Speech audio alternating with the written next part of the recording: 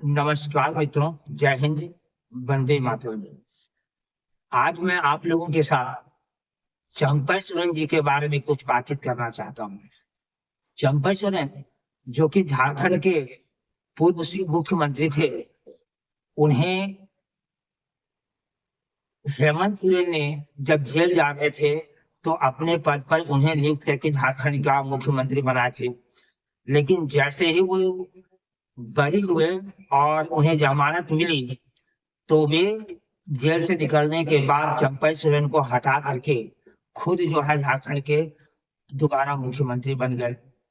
इससे चंपई सोरेन इतने दुखी हुए कि वो कुछ समय तक अपने पार्टी से रिश्ता तोड़ दिए, किसी से बातचीत नहीं कर रहे थे, किसी से मिल नहीं रहे थे। उसके बाद वो कलकत्ता होते हुए दिल्ली पहुंच गए हैं और ऐसे अटकलें लगाई जा रही है कि वो बीजेपी में शामिल होने वाले हैं। यदि वो बीजेपी में शामिल होते हैं तो झारखंड में गजब का उलटफेर हो जाएगा। हो सकता है कि सरकार गिर भी जाए। लेकिन चंपई सोरेन बीजेपी में शामिल होंगे या नहीं होंगे, यह अभी भविष्य के गर्त पे छिपा हुआ है। बीजेपी तो चाहेगी कि चंपई सोरेन बीजेपी में शामिल हो जाए, क्योंकि उनका 14 सीटों विधानसभा सीटों पर इतनी पकड़ है कि वो आसानी से बीजेपी जीत सकती है।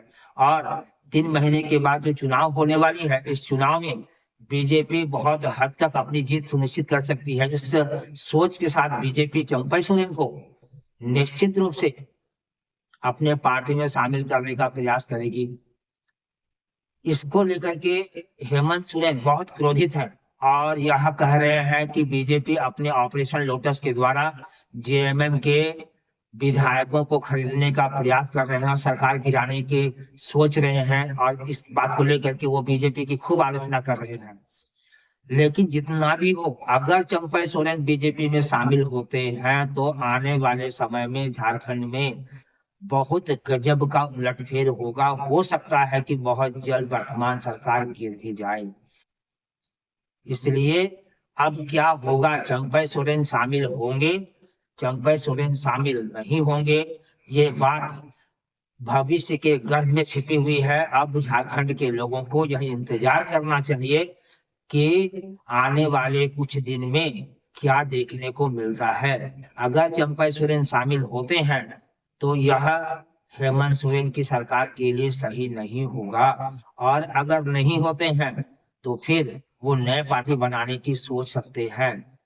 इसके लिए हमें इंतजार करना पड़ेगा।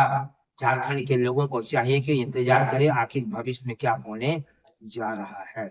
जय हिंद, वंदे मातरम।